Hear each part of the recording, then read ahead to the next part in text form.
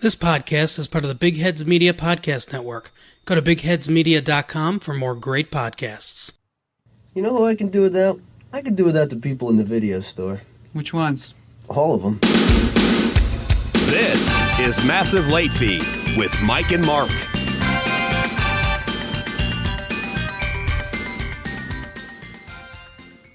Well, hello everyone. Welcome back to Massive Late Fee. My name is Mark. With me as always is my co-host Mike. How you doing, Mike? Not too bad. How about yourself? Good. We've had a good week here at Massive Late Fee. Things are going off all over the place. Before we get too far into things, I would be remiss if I didn't mention Mike's horrible erectile dysfunction problem. What? I have the opposite of that. That's true. I've heard stories. So, you know, guys, we're all getting older. I just had a birthday. I don't know if you guys are aware of it. I mean, Mike did wish me happy birthday on my birthday. Mike also had a birthday. I turned another decade old. Well, not another decade older in 1 year, but I crossed out of one decade and into another decade of life. And I'm getting to that point where, when you're 18, it's all about, just lasting forever, and I don't know.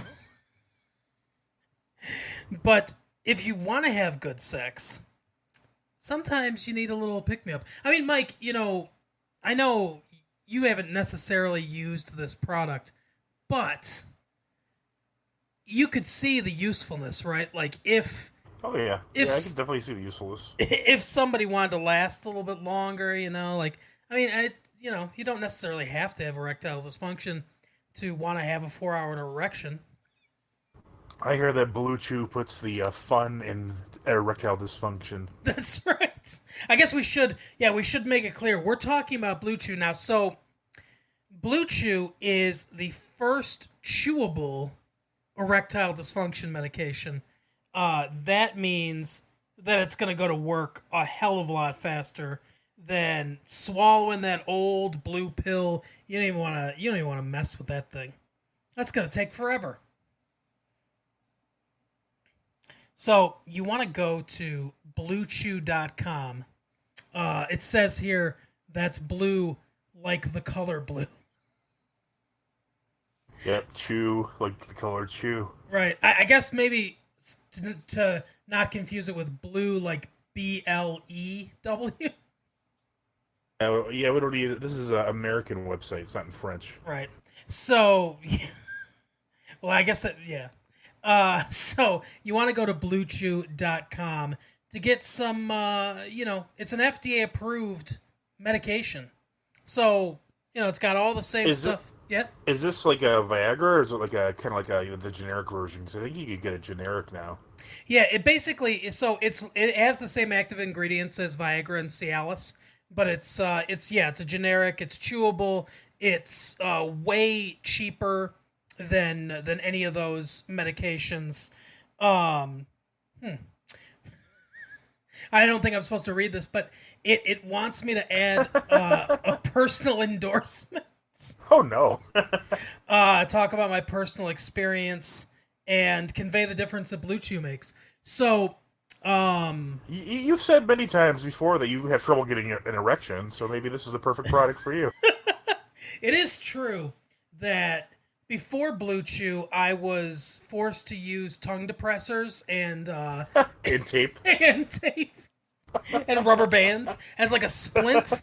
But now, God. with Blue Chew, the tongue depressors are left to the tongues.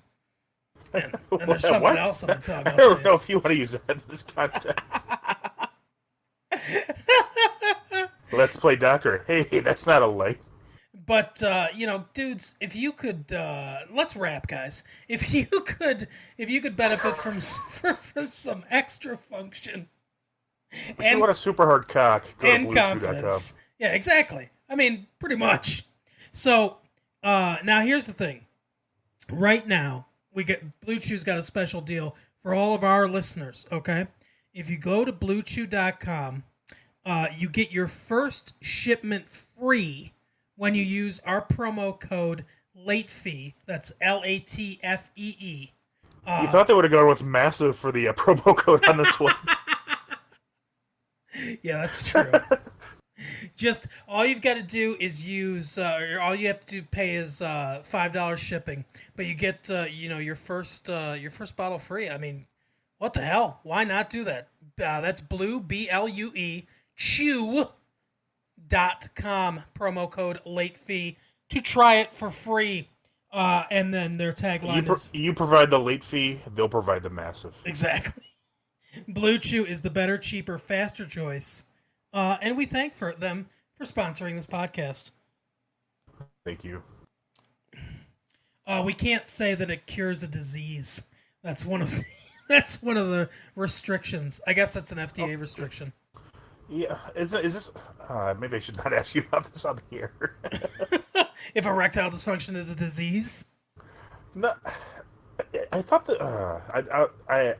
Okay, cut this out if you need to. okay. Isn't this just like a generic Viagra kind of thing? Yeah, So what? So if it's a medicine, then why couldn't you say those claims? You know, because I don't FDA. think. I mean, I don't is think it you because it's can like an for anything. off-label kind of? Oh, I see. You can't even say like Tylenol's a cure for headaches or anything like that. Correct. Yeah, I don't. I think the FDA just basically like in endorsements, you can't claim that anything cures anything definitively. Oh, that's interesting. Yeah. So like, do you need like a prescription then? Like, do they like when you call the website, do they give you a prescription? No, yeah, it's non-prescription. You can just go to the website, order it up. Huh? How does that? I don't understand how that works. Because I thought Viagra was like a controlled kind of medication. You know. I think a lot of them are off. I mean, not necessarily over the counter, but I think most of them are like, you just need a basic check, make sure your heart is healthy enough. Yeah, that's crazy. Wow, that's a really good deal then. Like a free bottle for just using our code. Yeah, and you can take it out of an empty stomach. Huh? That's what it says. I mean, because who doesn't want to eat a full meal before you get to plowing? Right.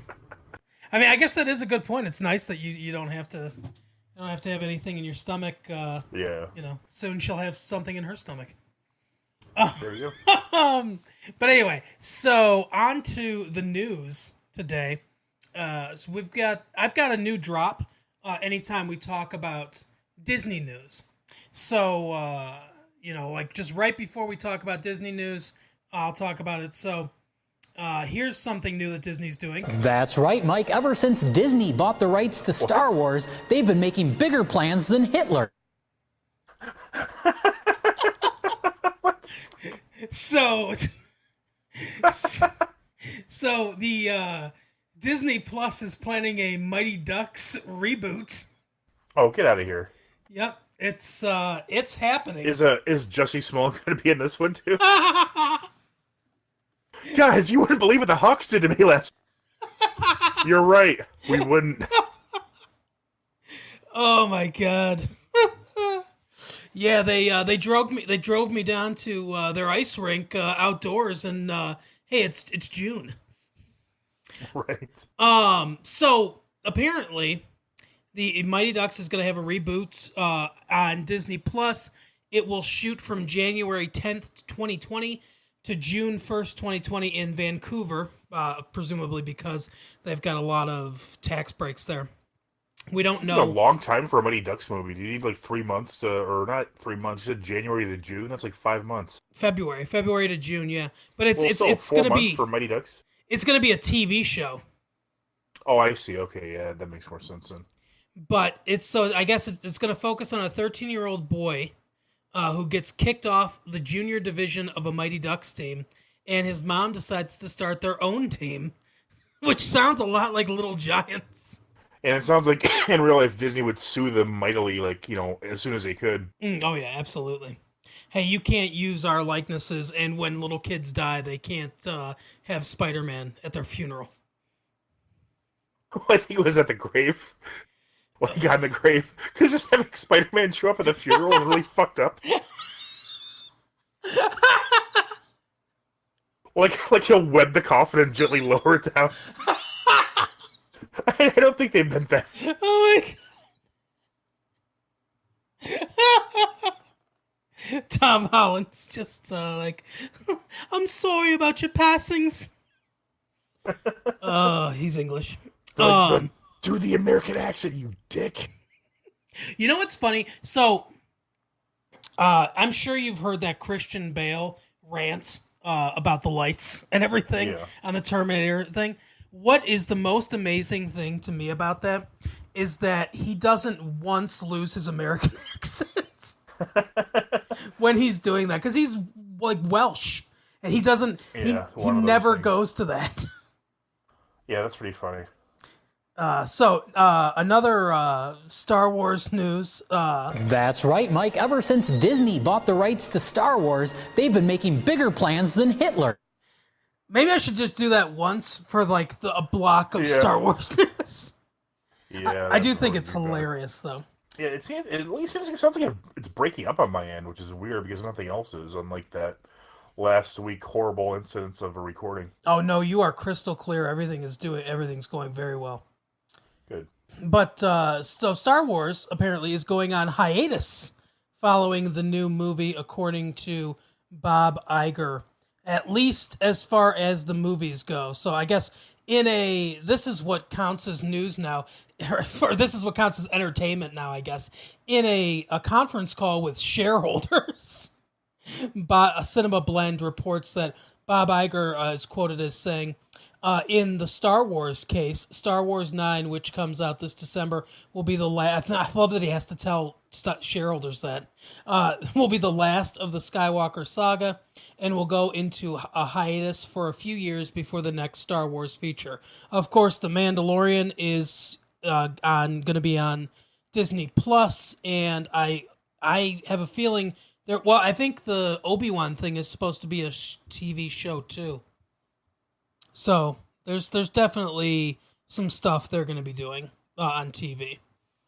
Star Wars will still be in our everyday lives until we're all dead. Yeah, I know. I know you love Star Wars. Oh, I actually don't like it at all. More Disney news. FX is now going to stream exclusively on Hulu. It's moving over to Hulu, and they're going to create at least 4 original shows for Hulu. Disney, of course, now also owns Hulu, as well as FX and the rest of Fox's cable output, aside from Fox Sports and their cable news stuff. Oh, that'd be convenient for me because I try to watch Always Sunny in Philadelphia. I have to go to the FX website, but if it's on Hulu, I already have Hulu. It's easier to navigate for the most part. Yep, it's going to stream directly from there. And I think this is the beginning of what's going to happen, is that TV channels are going to just move to whatever streaming company whoever owns them owns. So all of Disney's stuff will eventually go over to Hulu. I think ABC probably will as well. And then they'll say, hey, we've got all this content over here, get our shit. Yeah. But yeah, no real solid plans about it, other than the fact that this apparently this is going to start in the spring of 2020, and there are a few. Let's see, something called A Teacher, which is a limited series by writer-director Hannah Fidel, based on her film of the same name. Okay, will explore an intimate connection between a Claire. What is a what? An eclair? Like the donut? No, between A and then space Claire, like the name. But why does it say A Claire? Played by Kate Mara, anyway. A female... Oh, okay, it's a typo. It should have just said between Claire, Kate Mara, a female high school teacher, and Eric, an underage male student. Oh, it's one of those. Okay. That's fair. So that's happening in the spring, and then finally, a lot of news this week. I actually came prepared, but finally, I just remembered that I have to look up a couple websites. Okay, but in non-Disney news, Scream 5 is in early development at Spyglass Media. There is nothing confirmed about this at all, other than the fact that apparently they had a meeting and said, "Hey, let's make a Scream 5." And I guess that's official because they don't know if anyone's coming back.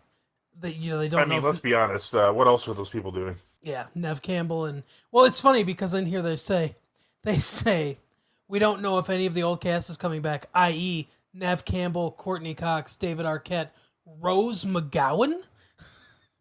She was killed in the first one, Yeah, so she's probably not coming back. Died in the first movie, I know. And then because they say also we don't know if it's a prequel, a reboot, or a sequel. So, I guess if it was a prequel, I don't know why they'd make a prequel. If they made a prequel, I don't know why they'd make it focused on Sydney or her friends at all. Yeah, that wouldn't be bad. Because the whole mythology or whatever of Scream. They actually, even though I didn't like the third movie that much, they really kind of did neatly tie it all together. I don't know if that was really the intent at first. When they made the trilogy. Right. But yeah, it is neatly tied together. So a prequel could make sense, but you would already know what happened if you had Yeah. seen any of the other movies. And Rose McGowan certainly wouldn't be in it if it was a prequel. No, not if it's, if it was a prequel, I guess they could do the same anti-aging technology. Or am I not allowed to say that because it's a woman? No, I think we're fine for now. Okay. But yeah, I don't know if she's still. Didn't she retire from acting or something too? And I don't know. is it still owned by is it owned by an offshoot of the Weinstein Company still? Because that was one of the first big Weinstein movies, was the first Scream. It says, which is an excellent movie. That was an instant classic. yeah. Oh, absolutely. I love the original Scream is fantastic. Even watching it today, it still holds up. Apparently, so Spyglass bought the library from Dimension Films. So, because I guess they joined forces with something called Lantern Entertainment. So apparently, Dimension, I believe, was an offshoot of the Weinstein Company. So they must have bought all all those properties. Which makes sense why they want to reboot it because, hey, we bought these properties. Let's get some use out of them. Right. But anyway, so that's not interesting to me, really. Well, the last thing of this Deadline article is ridiculous to me because they say, but that would be cool if they brought Drew Barrymore back for a full film after she was in the opening scene of the 1996 original pick. They clearly did not see this movie. Is this going to be one of your fabled, what do they call it when they occur at the same time? Yeah. Yes, interquels. No, I think, I'm guessing they're thinking, yeah, either they didn't see the movie. Midquel, isn't that what it was? Midquel? Yeah, something like that. But either they didn't see the movie or they're assuming that Drew Barrymore's existence in the movie as her character before the beginning was somehow interesting. She was just the first I don't victim. See how. Yeah, she just broke up with one of the characters is all that happened, really. Yeah, ridiculous. I don't know. Anyway, that's... Spoiler alert, by the way. Oh, yeah. Yeah, spoiler alert that she broke up with one of the characters. And that she got killed, I suppose. Although, that happens right at the beginning of the movie. Come on. Spock dies in Star Trek 2. Spoiler. So that's it for the news. Now we're going to do Keeping Current with Mike. Mike, this is where, as you know, and listeners, this is where we plumb the depths of this celebrity gossip and try to figure out what's going on because Mike and I don't... Well, Mike is more adept at this than I am, I think. This is really more of an educating me segment. But, Mike, where are we going? Where are we getting our gossip from? Well, I always fall back to my favorite when I can't find anything good. So we're going to Bossip.com. Nice. Yep, you called it. Bossip is my favorite as well. And if you recall, last time we did this at Media Takeout, we discussed a story regarding B2K. Yeah, the BTK killer. Yeah, by the way, I also found out what that was. It was actually called BB Mac, was the British group. Oh, okay. Yeah, with their hit single "Back Again" or something like that. Yeah, B2K. So our first story is actually about Omarion, who we all know is the lead singer of B2K. Yeah, and his mom's getting fucked by that guy or something.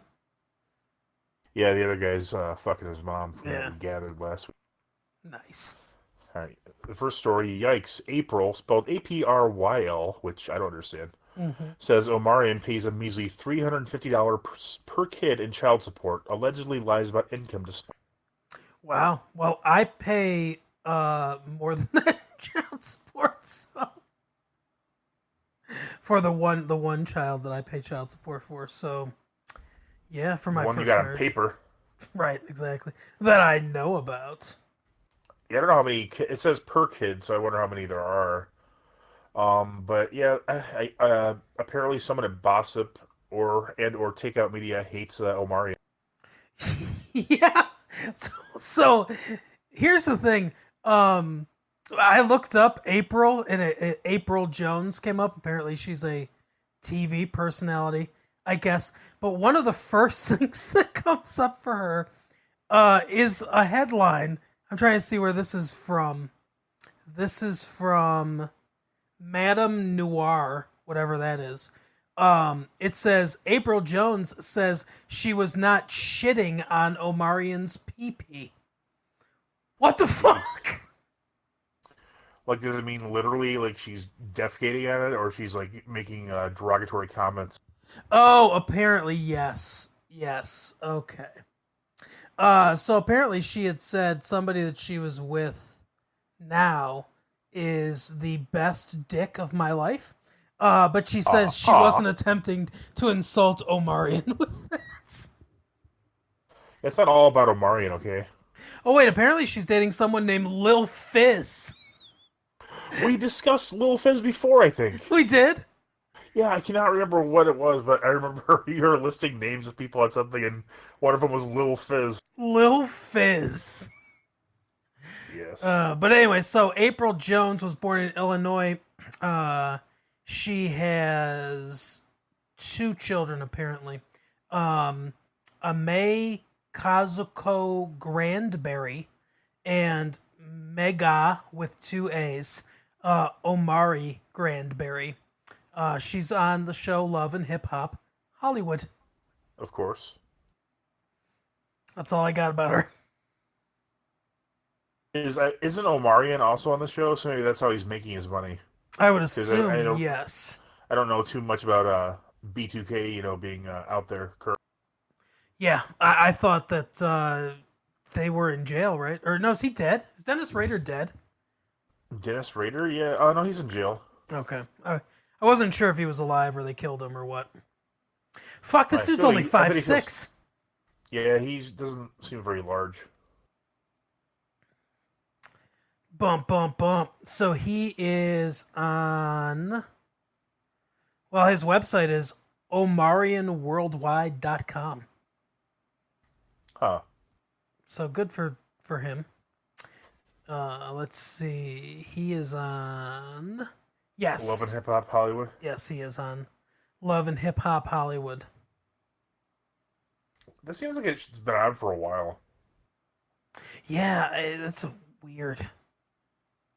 I don't. Is it on E or something? I don't think I've ever seen it, but it seems like it's been on for a while. I'm gonna guess that it's on VH1. That's my Could be. That's my guess because it sounds terrible. It's on VH1.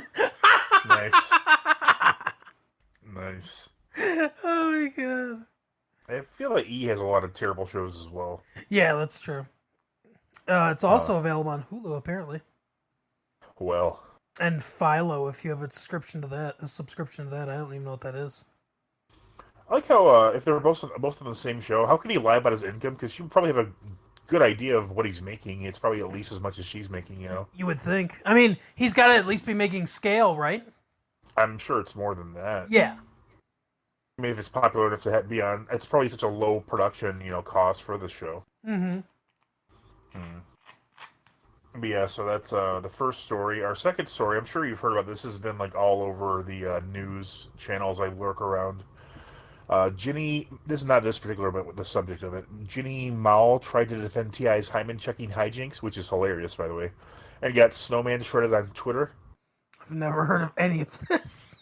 You haven't heard about do you know who T.I. is? He's a rapper. I've heard of T.I., yeah. Yeah, he was. He had a show. It was called like Ti and like his wife or something. I hear Ti and Tiny or something like that. But yeah, he's a rapper. Apparently, like he said something like I don't know what prompted it. I'm sure. I don't know. I really don't know how this came up. Like I don't know why anyone would volunteer this information. But like his daughter, like whenever he like goes to the doctor, he requests that they check to see that her hymen is still intact. What the fuck? Yeah, exactly. It's like what the fuck? It's so weird. But like his son, one of his sons is like 13, and he's like, oh, he's a man now. He can go ahead and do what he wants sexually. Holy shit!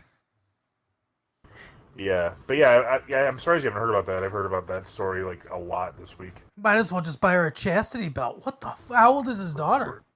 I think I read that she's now 18. But I'm not sure if he has more. I think he said he had 6 kids, so I don't know what various ages they're at or anything like that. Huh. Yeah, so apparently this Jenny Mall person tried to defend that. Well, good for her? Which again, Hyman checking hijinks is hilarious. Good job there, boss. What? What's her name? Jenny what? Oh, I think it's M-A-L or M-A-I, I think. Jenny M-A-I. Okay. I don't know what what does snowman shredded mean? I don't understand that phrase. Snowman shredded. Okay. Well, Jenny Mao is Jenny Mai is an American television personality. She is best known for How Do I Look? USA's character fantasy and the syndicated talk show The Real. This looks like it might be The Real. There's like a very blurry picture taken, and it seems like it's from 4 women are sitting next to each other. I think The Real is like that kind of show. So what is it called? Snowball shredding? No, that's when you spit the shred back in the other person's mouth. Yeah. Snowman shredded is what they say. That's the part that's confusing me on this. Let's see. Snow, not with an L. Snowman shredded. Let's see what that means. Let's see.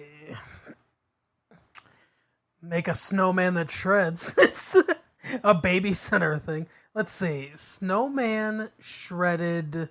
Let's see. Slang. That's the word I'm looking for. Urban Dictionary might have it. Yeah. Read the. Oh wait. Okay. Snowman. Urban Dictionary. A word used in reference to a coke dealer that you do not personally know. That's dumb. I love that there's a word for a coke dealer you don't personally know. Oh my god. Isn't that what they call Tim Allen the Snowman? Yeah, exactly. And if you think about it, on one of the episodes of Home Improvement, it was like a claymation one, and he was there was a snowman on there that I think he was. What so what context was this used in again? She was she was apparently defending the practice of him checking her having her oil checked once a year. Uh-huh. But how did it say snowman shredded? It said she got snowman shredded. Oh, okay. So she got, let's see, she got like cocaine shredded. I don't get that. I don't understand what this means, no. Huh. Yeah, I don't understand that. Jack Frost. I guess, I don't know. But yeah, that's what I have this week for keeping current with Mike and educating Mark. Nice. All right. Well, we will move on to the Parents Guide game, where we each read a listing of entries in the Parents Guide on IMDb for a film or a film, and the other person has to try to guess what we're talking about. That's right. I'll go first. Okay. So, under sex and nudity, some sexual dialogue, women showing cleavage, and a man's bare butt. Huh. cleavage, not like breasts. Yeah, it just says women showing cleavage.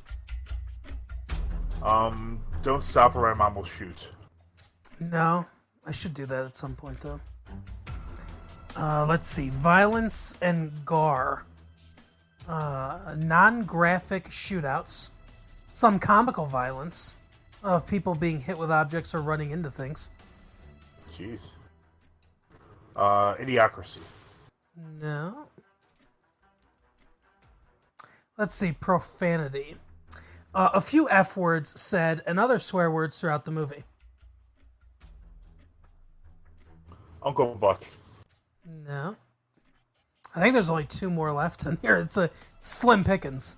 But, okay. Oh, Slim Pickens. What's it called? Shit. Dr. Strangelove. No. Rated PG-13 for some strong sexual references and brief violence. That's under sex and nudity for some reason. Little Giants. No. Could you imagine the F word in Little Giants? That'd be great. Give me the fucking ball. Come on, refrigerator, get off your fucking ass. Yeah. I shouldn't say the one word. For those of you playing at home, Mike just restrained himself from calling a 11-year-old a bitch. I still said it in my heart, though, and that's where it counts.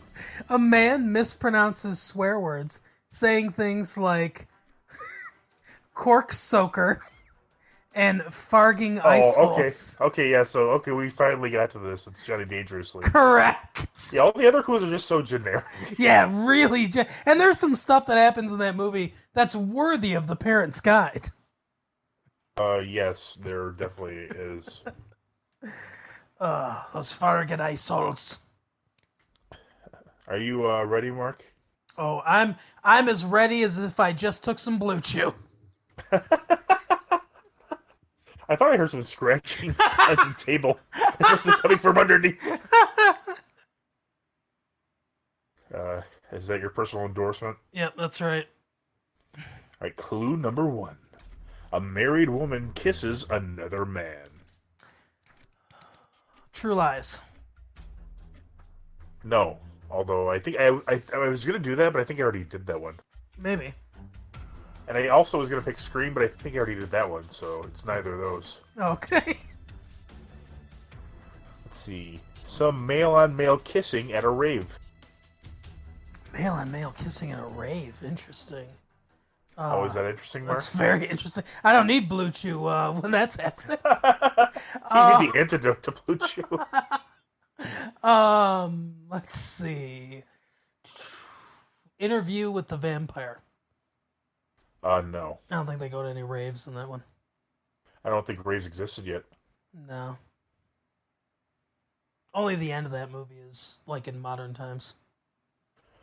A young man asked a girl if she will give him a blowjob for 20 more bucks. Comedic, not serious. Go? That's correct. Nice. I remember the scene. I believe it's what's her name? Tom Cruise's ex-wife, Katie Holmes. Nicole Kidman from Interview with a Vampire. I think he's talking to Katie Holmes. I can't remember the name of the guy that plays that drug dealer. Timothy Olyphant. Yes, that's right. Good old Timothy Olyphant. I think it's Elephant, actually. Remember seeing the movie Elephant? Yeah, I saw that movie. That was pretty good. Yeah, we watched it on DVD together. Okay. But that was an interesting movie. Like every Gus Van Sant movie I've seen is very interesting, but it's not necessarily something I need to see again. Yeah, no, I agree. It's like exhausting. There's like so much like it's just fascinating to watch the movies, or it's like you don't want to go through the experience again. Yeah, no, I do like Gus Van Sant in general. It's kind of funny that he did like a Hollywood kind of movie, like Good Will Hunting or whatever. But I've never seen that. I can't imagine it's like his other movies though. No, it's not. It's a lot different. It's not as dense. It's Well, yeah, Matt Damon's in it. So. It's more. Speaking of dense, it's more Hollywood than any other Gus Van Sant film, with the exception of maybe Psycho, I guess. But Sure. but it's not. It's still like, especially at the time, it still felt like an indie movie, but it just wasn't as like complex or as interesting, especially visually, as a lot of his other movies. It's really weird. Like in the movies, like his other movies, like the camera's like very alive. Like you could see it. Like it's like you're really viewing things. It's really interesting. Yeah, absolutely. He's very good with camera work. I think one of the best. That's what they say. But speaking of one of the best, this week, Mike and I we tuned into Netflix and we watched My Name Is Dolemite, starring Eddie Murphy and I guess Wesley Snipes. I guess Craig Robinson from the Office and Hot Tub Time Machine is in it. Oh, that was Wesley Snipes. I thought it was him. I wasn't sure though. Yeah, that was Wesley Snipes. It was funny. I was thinking, I'm like, oh, I wish someone would cast Wesley Snipes in something because I mean, he's hasn't really been anything in a while that I've seen him in. I mean, he's done his time and all that. I like Wesley Snipes. I do too. So what did you think of the movie overall?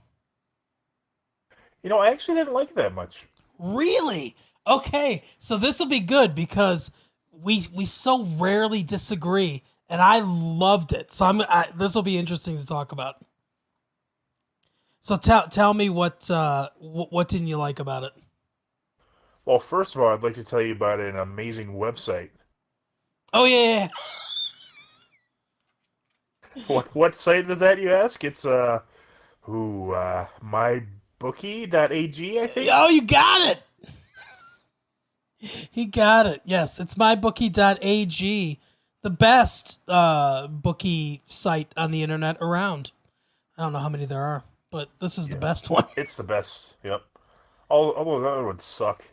I'll tell you, Dan has the one of the owners of the company here that we work for. He's been using my bookie. He's made, I won't say how much, but he's made quite a bit of money on parlays and everything, just doing like a $25 bet here and there and everything. He's been making some decent money on my bookie. So Nice.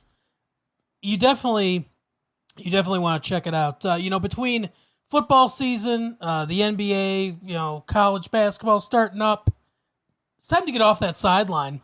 If you want to bet on Mr. T and Rocky 3. Exactly. The Washington Generals. You bet I on read the a fight in Rocky fascinating and you bet against Rocky? I read a really fascinating article by one of the guys who was in the Washington Generals. It was really interesting. Yeah. Yeah, but it's like it was just really like how much he traveled, and it was a really like kind of funny. Like people like it was just it's a long article, but if you look like Washington Generals captain, it's a really good article. Like traveled on the court? Like he got away with a lot of traveling calls? Is that what you mean? Oh no, the Generals never get away with that bullshit. I mean, the fucking Globetrotters, they could bring a goddamn chair into the arena and just bash them over the face with it. And they'd be fine, I'm Seriously. sure. But so like I was saying with Dan, he loves the parlays, and it's great. He bet. Okay, so I'll give one bet away. Sorry, Dan. He bet $25, and I can't remember. There was 3 different bets, a couple college games, and he made like $350 on the $25 bet. Nice. So yeah, he's been doing well with it. He was very happy with it today. So if you want, this kind of excellence, you need to go to mybookie.ag, and right now, if you join mybookie.ag, they will give you a 50% deposit bonus. So if you put in $1,000, they will give you a free $500 if you use our promo code late fees. That's late fees, all caps, LATEFEES. That is our offer code. So go to mybookie.ag and you play, you win, you get paid. Yep. All right, Mark. I know you really seem to like this movie from the little you've discussed. You're more fired up than a guy who just got a delivery from a BlueChew.com. Yeah. That is true. Real quick though, before we continue, I want to tell you guys about I want it's not another commercial. It is another commercial, but it's not another What? it's not another paid commercial. I just want you guys to to hear one of the other fabulous podcasts that we have on our network. And this is one of our good friends. They talk about Boy Meets World. They talk about music on Off the Tracks. They talk about scary shows on Half Hour Haunts. It's Boar Meets World, the Boar brand. Take a listen to these dudes. I'm Kyle. This is Steven. Together we host a show called Boar Meets World. Tell them what we cover on Boy Meets World. Boy Meets World. But that's not all, is it? No. No, we cover life experiences. Ours. Oh, son of a. Alright, just check out the show, please. We really need it. Okay? We need a win. Just check us out. We talk about the show Boy Meets World. Each episode of our show, we run parallel with an episode of Boy Meets World where we will examine the show. That's way too much. What happens, our life, how it relates to it, experiences. I can't believe you're still recording. I am recording it.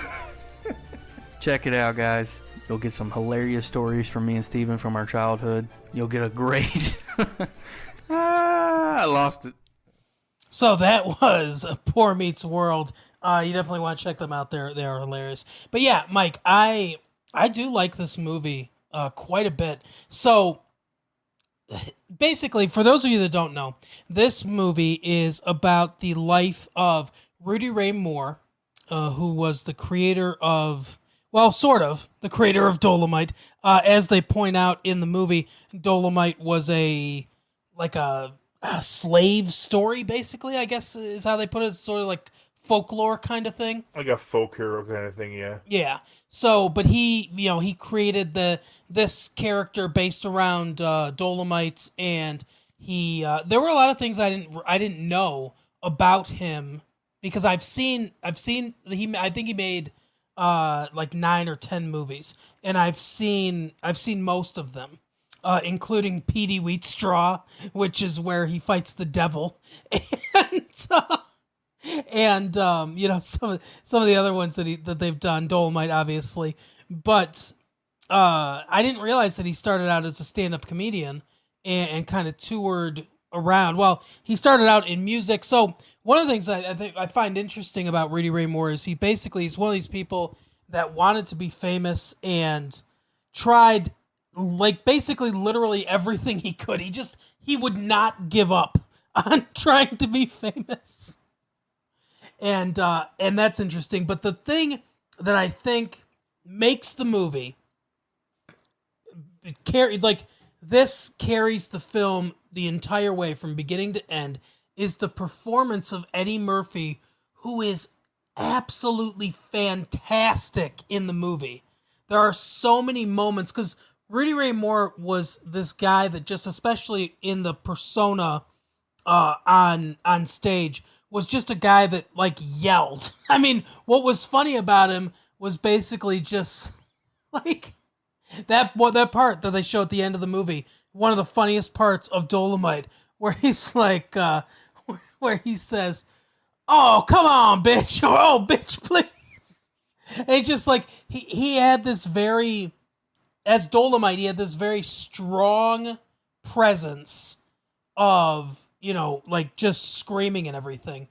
But Eddie Murphy playing Rudy Ray Moore off screen, there are so many quiet moments of just a little bit of self-doubt or contemplation, and Eddie Murphy is just absolutely fantastic in this movie.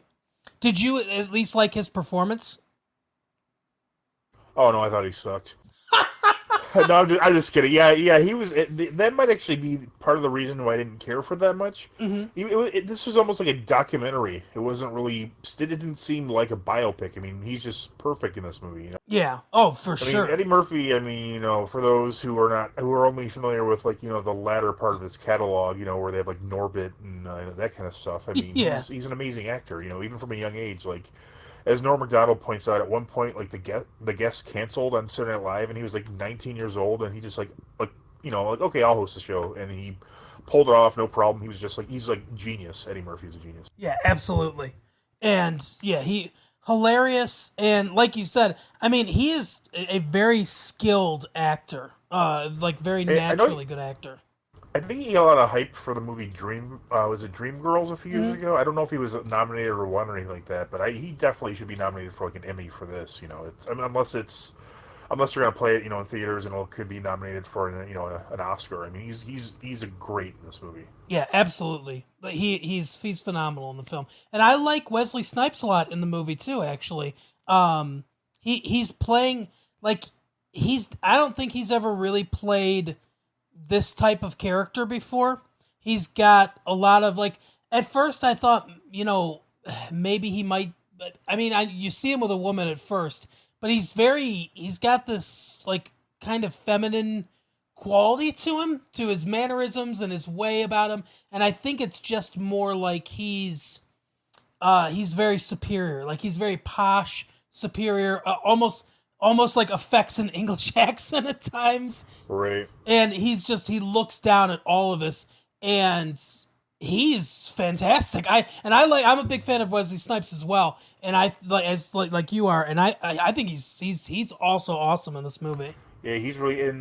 This is a rare good performance by Chris Rock as well, because I think it's because he's like so limited. I mean, I like Chris Rock a lot, like his comedy. He's a very funny person, but he is not a good actor, and I don't know what it is. Like, he can never play anyone but himself, but that persona works really good for like a a DJ type person who very aggressively helps. Well, let's talk. You talk a little bit about the story. Like you said, it starts off he's trying to break into music. That's not quite working out for him.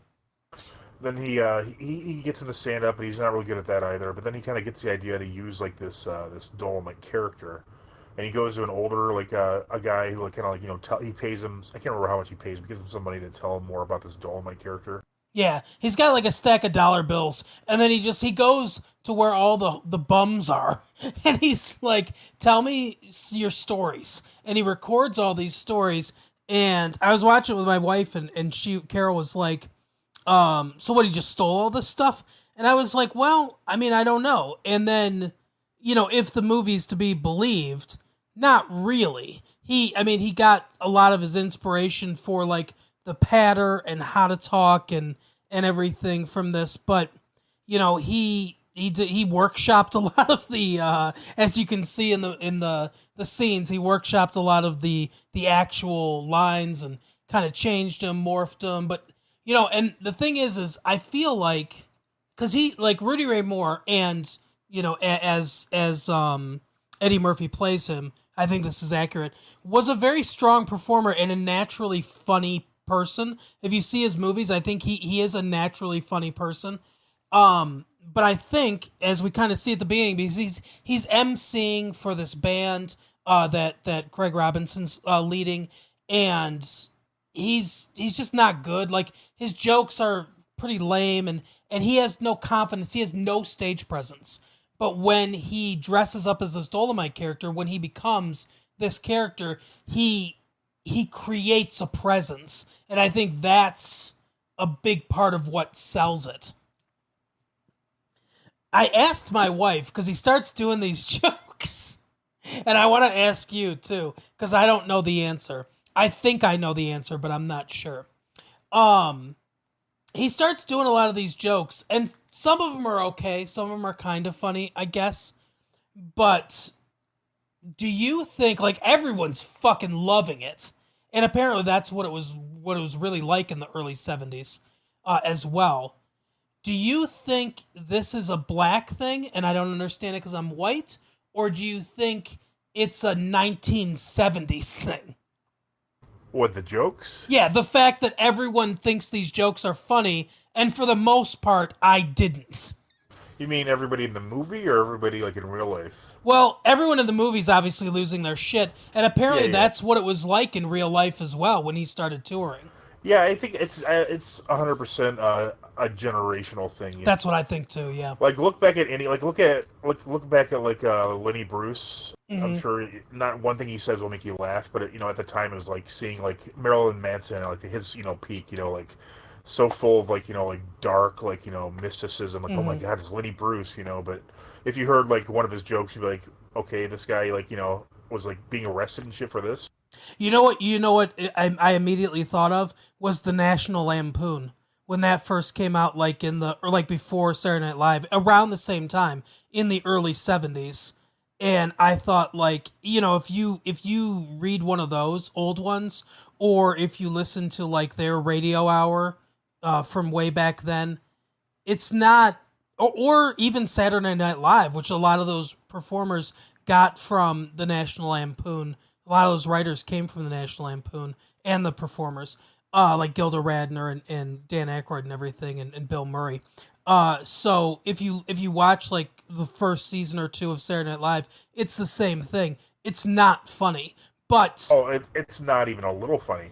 everyone in the 70s thought that John Belushi was the most hilarious thing in the world, apparently. And I think it's the same thing. I don't necessarily think it's a black or white thing. I mean, I think there's maybe a little bit of that because they do allude to that a little bit in the movie. But I think mostly it's like you said, it's a generational thing. Honestly, I think when they say it in the movie, they're saying it because they're being racist. Yeah, Like in the movie, partially. they're saying, "Oh, only blacks have like these stupid jokes." But obviously, humor, there's a lot of crossover between black and white, Hispanic, and Mm, every ethnicity of comedian because comedy is like a universal language in a lot of respects. I mean, yeah, sure, there's specific, references to culture that only certain people get, and I mean, right. some people's entire career is built out of like being so obscure. Like Aziz Ansari, I don't understand why people like him. I don't find him funny at all. But Yeah. I mean, clearly a ton of people find his humor to be funny, and it's not that his humor is bad. It's just not, it's not my cup of tea. Yeah, I agree. I agree with I mean, Aziz but Ansari. yeah, there's a lot of comedy that I like a more aggressive, like harsh form of comedy that's or like just completely absurd. That's Mm. really my what I'm into comedy wise. But I mean, I just think that's what it is. I mean, look at Steve Martin. Like, look at a Steve Martin stand-up performance Oh from like. Have you ever yes. seen those like in early, like from the Yep. '80s? And he's packing like stadiums, and everyone's just like losing their shit. It's like they're like he can't. He has to stop, and wait forever to tell the next joke. But none of that is funny, and on any level to me, I don't find any of it even remotely funny. I don't.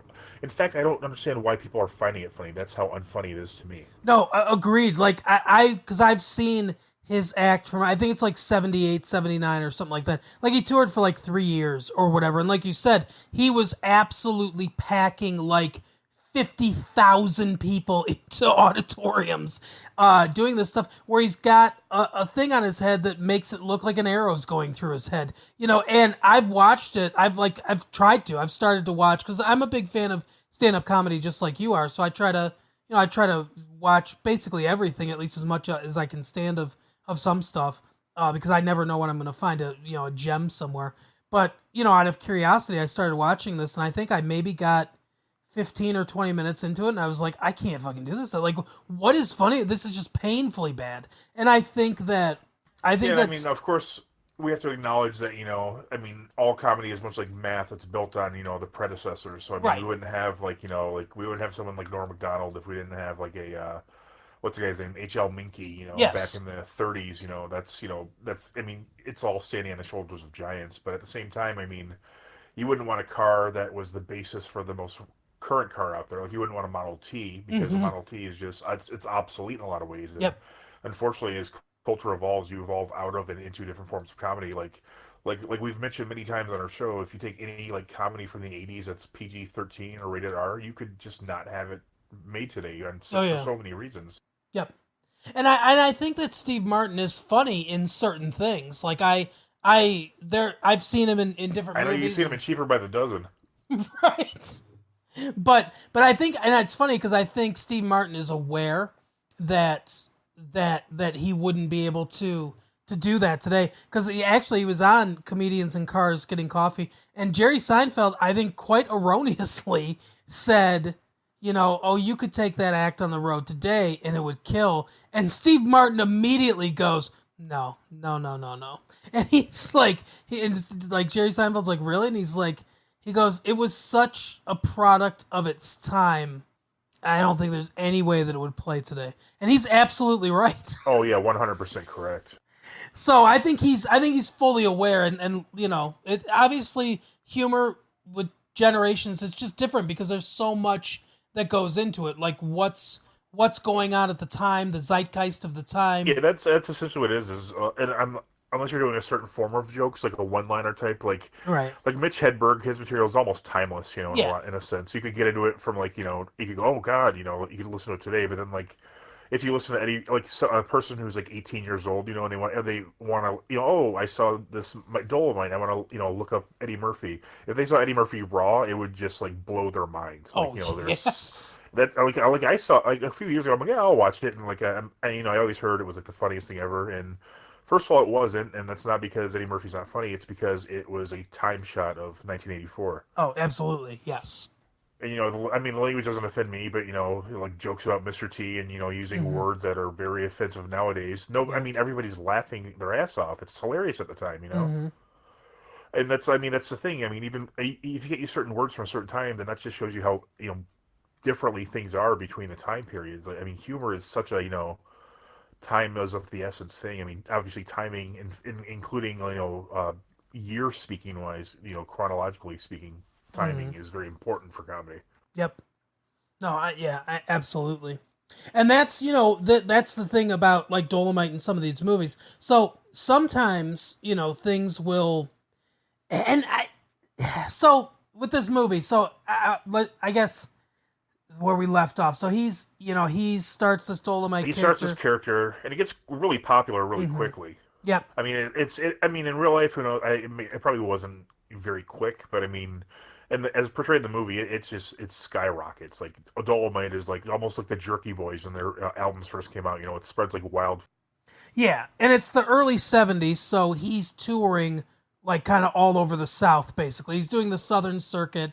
And they call it that's actually a very that part I thought was really interesting. That's what's known as the Chitlin Circuit, which is like almost, you know, because of course, especially in the South, there was, you know, the separate but equal doctrine where, you know, there were different, you know, clubs and different bathrooms and different diners, you know, for blacks and whites. And the Chitlin Circuit was an important part. That was, you know, all the great black comedians like what's his name? Red Fox, I believe, was on the Chitlin Circuit.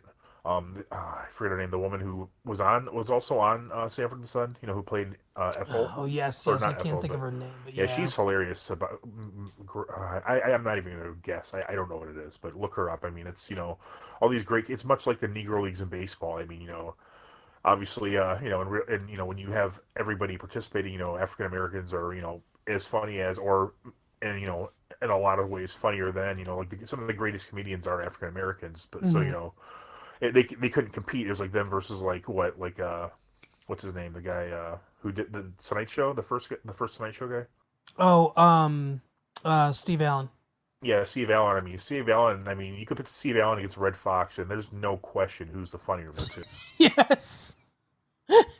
I mean, Red Fox is just funny hearing anecdotes about him. You know, right? Like supposedly he would, like, you know, when he was on Sanford and Son, he would just like always bed the co-star, which is insane because he was like 60 years old at the time. Mm-hmm. I mean, Red Fox is just someone who you can just look at and he's like hilarious. Just his, you know, his mannerisms. He's, you know, wow.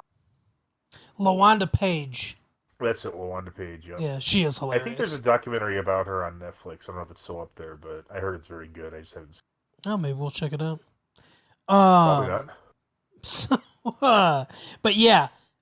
So yeah, he goes on tour there and everything because, like, you know, it's 1972 or 71 or whatever, and you know, there are little things in this that I like where it's clear that Rudy Ray Moore is clever, you know, because he starts selling these records. Yeah, and he's an amazing marketer as well. Yeah, he presses his own records and starts selling them, and he puts this little devil on him, and one of his buddies is like, you know, how come you're putting the devil on him? He's like, I want people to think they're illegal, because they make it look like it's something illegal that'll make people want to buy it. And he's like, oh, he's so right. But he was right about everything. Oh, absolutely. Yeah, because he goes to the record thing, and the guy's like, you can't play this on the radio. You can't put it in a record store. It's a family establishment. You can't promote it or market it in any way. It's worth nothing. And so then he just starts selling it out of his car. And there's a nice cameo of Snoop Dogg in that part. He's Yes. It was weird. I think he was the DJ in the record store, which I never knew that was an actual thing. Like, Me either. I'm sure it is, though. I mean, it seemed pretty accurate, like, historically speaking. Yeah, and it makes it funny, too, because he's talking with Snoop Dogg. It's clearly, like, some sort of studio, so you think, like, he's trying to get his record on the air, and the guy's basically like, no, I'm not playing this. I only play the hits. I'm not playing this. And then he's like, fine, and then he walks out, and we realize he's not trying to get his record played, like, across L.A. He's trying to get his record played on the overhead speakers in the store he manages. Right. That's how low he's fallen.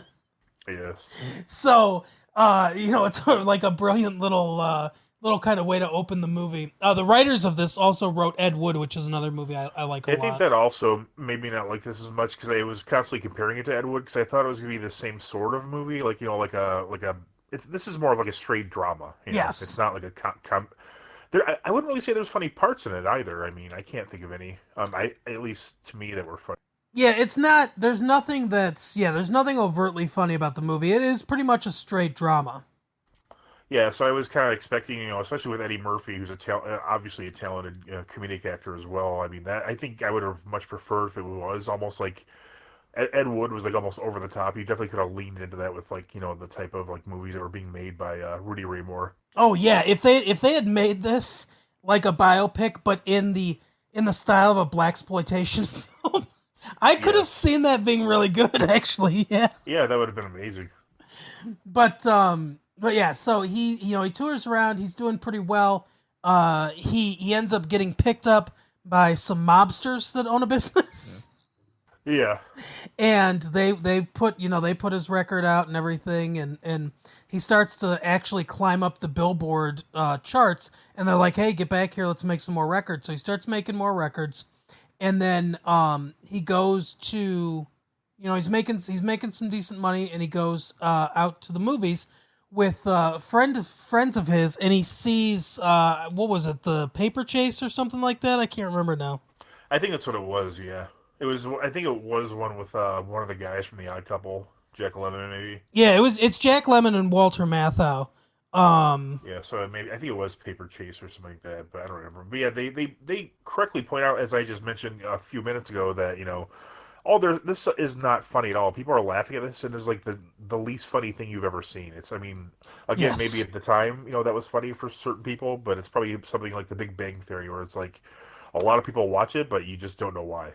Yeah, exactly. Where it's not funny in any way, and like you said, it's that is more of like, I think, a white person thing, because front page, I think that's what it was called, something like that. But anyway, so he they go and see it and everything, and all the white people in the audience are laughing, and they're looking around, and I identified with the black guys in the audience because they're looking around like, what the fuck are people laughing at? Because I'm thinking like, yeah, this ain't funny in any way. Not at all, no. And so he says, hey, I'm busting my ass, going all over town, and I want to get up on that light, as he says, that that shines on the screen there. That's how you can be in every place at once and everything. And I'm like, yeah, that is what you're gonna do. Yeah, I mean, he clearly was successful, with his new career in comedy, and that's the next natural step. Mm-hmm. Oh, and that's when he picks up Queen Bee, Lady Reed. When he's on the circuit there, he sees her, and he notices. Here's another thing too. He's good at finding talent. Because he looks at her and just like immediately he's like, oh yeah, I can see that she's a star, like he ends up like kind of grooming her comedically, and so he says, hey, we can do this stuff. He goes to I can't remember. I think American International Pictures. I think it was. That's the company that put out Shaft and a lot of the black, like a lot of. I was almost said Jackie Brown. Oh, what is her name? I can't think of her name. Pam Grier put Yeah, out a lot Pam of Grier. Pam Grier movies and stuff like that. And they basically are like, no, we're not gonna give you the $300,000 that you would need to make this film because like he Which, of says course, today is like the amount it would take, like if someone wanted to, mortgage their house and make a movie, to right, follow their dream. but yeah, so he can't. He's like, okay, so he goes to his mob guys, which, by the way, probably the nicest depiction of mob people in a movie, maybe like ever, because they're Since the Rocketeer. yeah, because they're like, they're first of all, they're like, yeah, okay, we'll give you the loan, and they warn him. They're like, Rudy, we don't think you should do this. You're doing so well as a comedian. If you're doing this, you're leveraging your work, your albums against this money we're paying you. If you lose it, because you make this movie and it doesn't make any money, we're gonna own, your stuff. And Which is like the complete opposite of like every like actual thing that happened with the mob and like black like music and like cinema during that time period. right, they're so like nice to him and everything, Right. and they do give him the money. They're like, okay, we believe in you or whatever, go and do it, kind of thing. So they loan him, the money to make this. Apparently, about $70,000 is what this cost. They they loan him the money to make it, and they go out to a strip club looking for talent, I guess. And they just happen to see Wesley Snipes' character, who was in legitimate films, played a elevator operator, I guess, in Rosemary's Baby, because he says he's been directed by Roman Polanski. Yeah. So they, first, this is sort of humorous in that very like, that clapter, like, very nice, kind of way where, Wesley Snipes is like, hey, if I was white, would you be coming up to me in a strip club thinking that you could sign me to do your movie? Are you kidding me? I have an agent, I am a professional. This is absolutely ridiculous. Get the fuck away from me. And, Eddie Murphy's like, well, what if we offered you to direct? And they do that hard cut to him walking into the studios. Right. So another clever thing about Rudy Ray Moore is there's when he first talked to the homeless people, they mentioned that this hotel used to be like a beacon of African American entertainment, and he made a deal with the guy that owns it that says he'll be the caretaker and he'll roust out all the junkies and all this stuff from here, if for free if he gets to be the caretaker. So he, redoes everything, cleans everything up, and turns it into a movie studio where they've got different rooms that they can make up for their movies, and they've got a stage and basically everything that they need to make this film. So they bring in a bunch of students from USC to be the, I prefer to call them the cinematographer. They do refer to them as a DP, director of photography. I go by I can't remember which one it is. One of the cinematographers, I can't remember which one, but they were like, I don't like to be called director of photography because there's one director on the set and that's it. So I don't like, he doesn't like that term, but anyway, so Sounds like that Edward Tomac character. right, exactly. Ralphie Smith's nemesis. But it's a little inside. No one will get that unless, I don't know, you were spying on us like 20 years ago, I guess.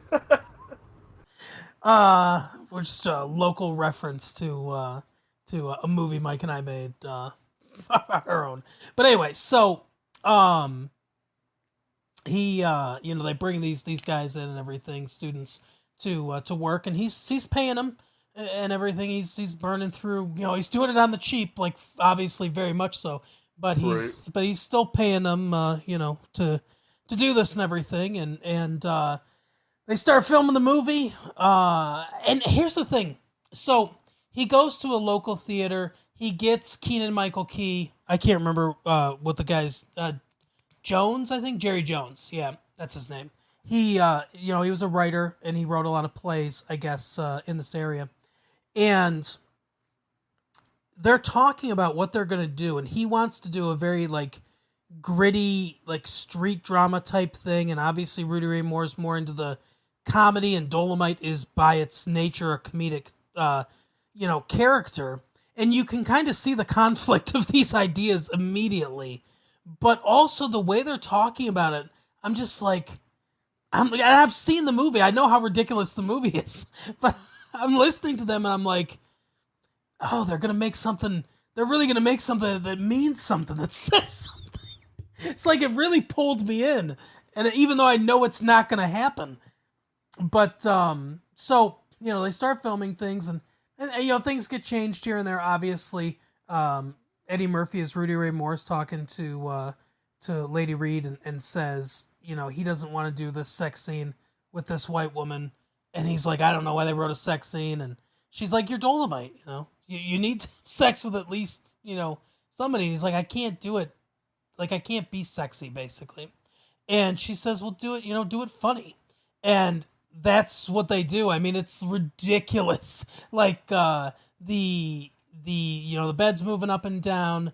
The like paintings are moving up and down on the wall. The actual ceiling falls away at one point.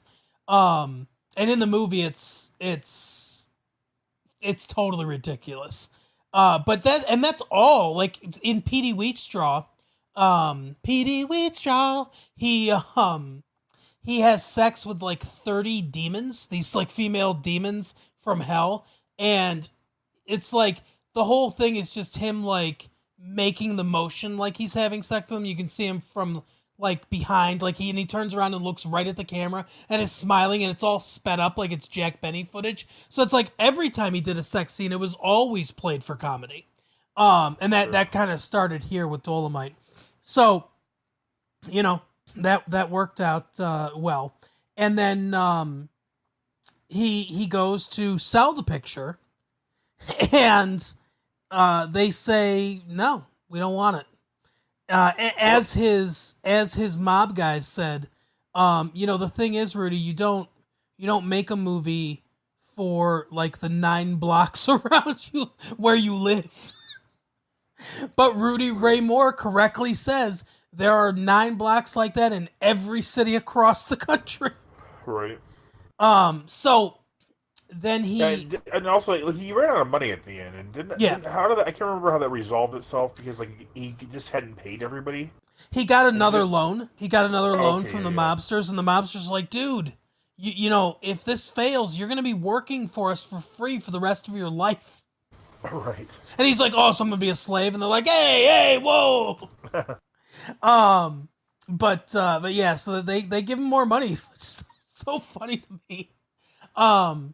So he that's when the aforementioned Chris Rock comes in, and as soon as I saw him, I was thinking like, oh, here it is. I wonder what Mike's gonna say about this. But yeah, his performance is fine because basically he's just doing his persona from his act, which fits someone that's on the radio. Hi, we're here with Rudy Ray Moore. Like that's that very Chris Rock type of talk. That is a DJ from the mid 70s. Right. So yeah, and then so he goes on the show, and he's like he's kind of pissed at him. He like kind of walks out during the break, and he goes, "What's wrong?" He's like, "Well, how come you're not telling me?" He's like, "Everyone wants to see this movie. Tell me when it's coming out." And he's like, "Well, it's not coming out." Mm-hmm. Yeah. Because he couldn't get distribution, and then Chris Rock's character, very wisely goes, "Well, my brother or brother-in-law owns a movie theater. Make a deal with him, and you could show it there, and then you'll make some money off it. People get." Yep. So he goes, and this is like a huge theater that this guy owns. So it's almost like the Fox Theater in Detroit. It looks like it seats like 500 people or something. Something like that. Yeah, it's a big theater. Yeah, it's got like a second row, I think. Like the upper deck type thing. Yeah, balcony. That's what they call it. But yeah, so he shows it there, and it's just like it's like it shows him promoting the movie. He's walking around handing out flyers. He's a marketing genius, as we already said. Yep. And then sure enough, he shows up to the theater, and there's like a line almost like halfway around the building to see this movie. Yeah, it's a huge hit, and the guy says you're gonna make a shitload of money, and he says you're gonna sell all your popcorn or whatever.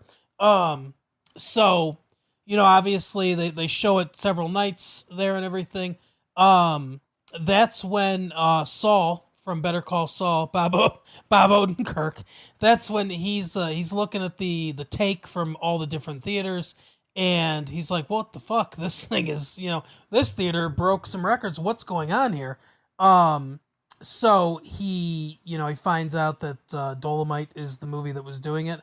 So he calls Rudy Ray Moore in, and, he says, I guess he's from American International Pictures, although they don't ever really say.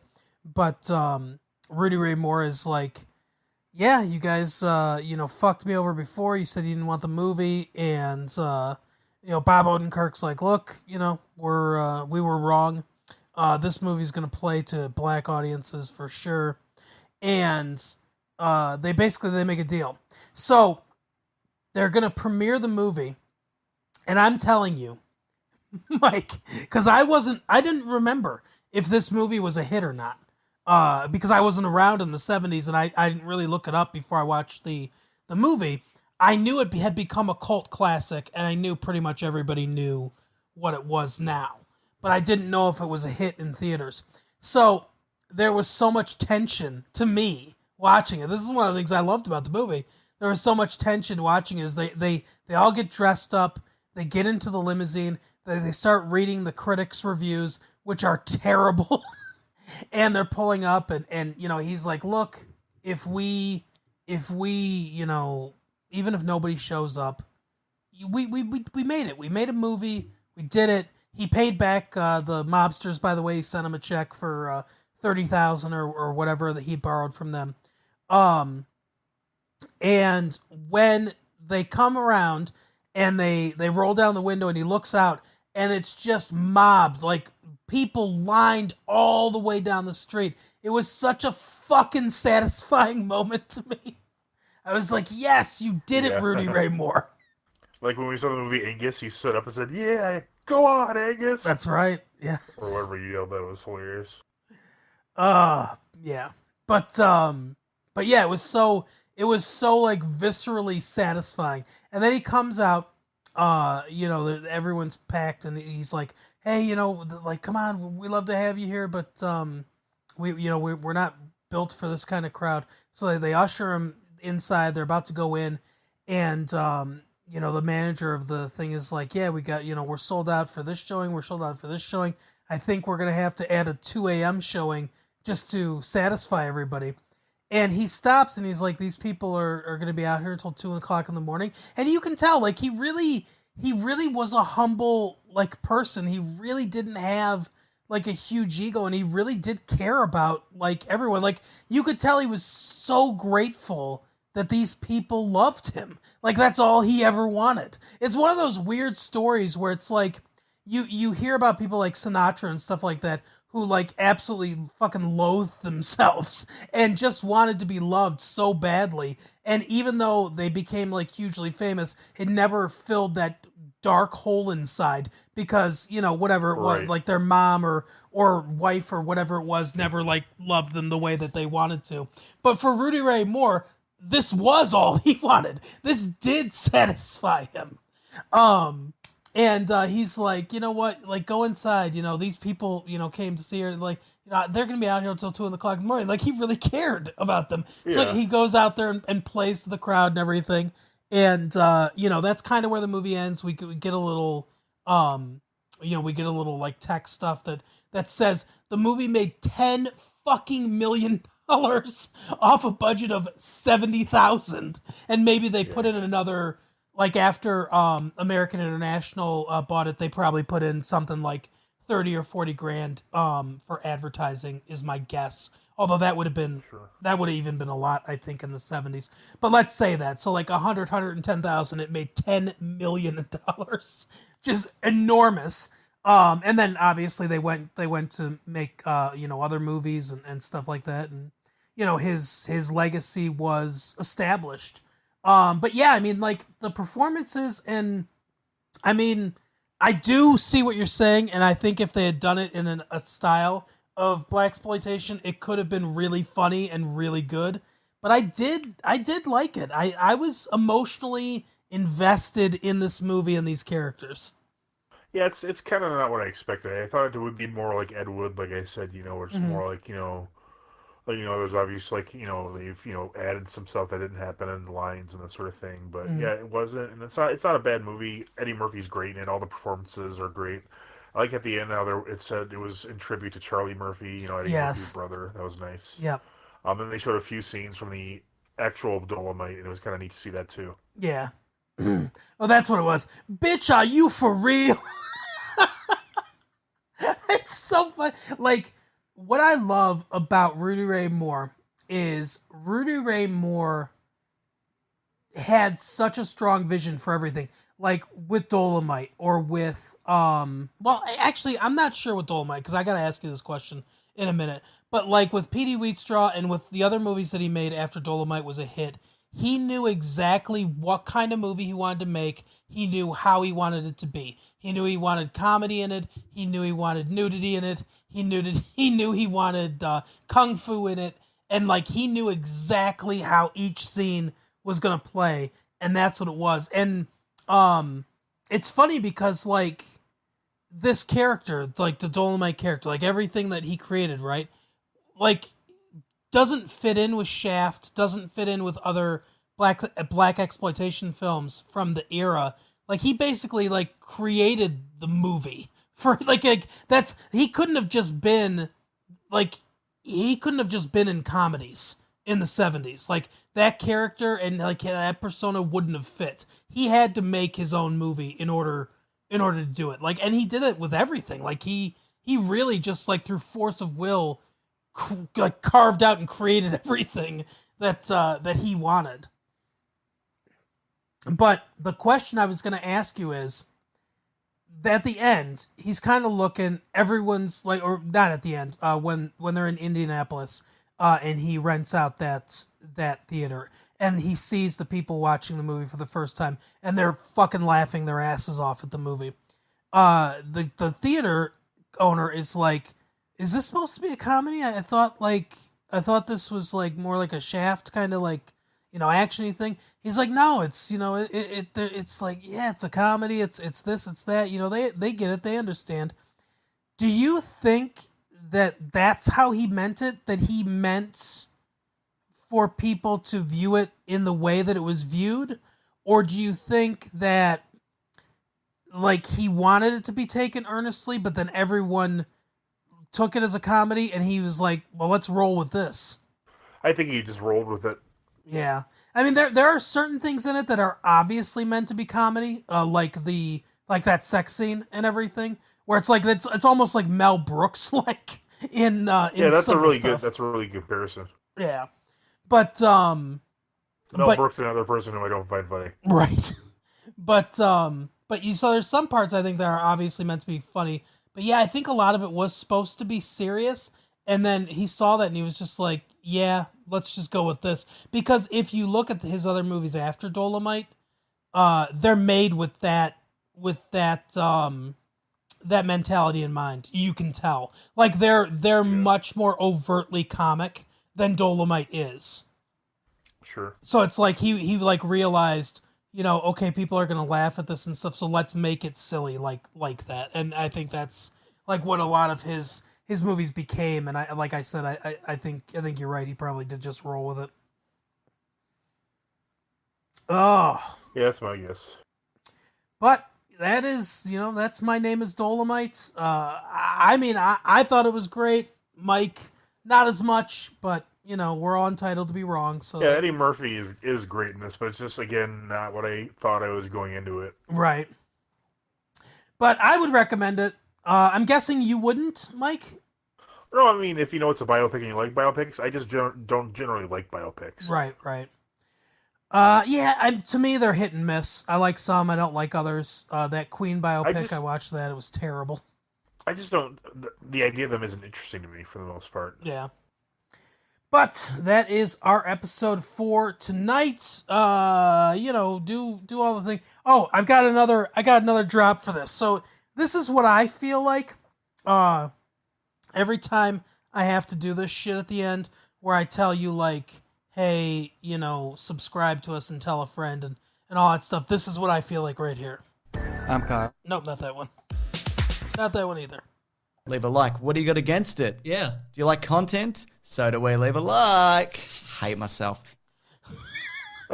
That's how I feel every time I have to do this. So Was that Thor?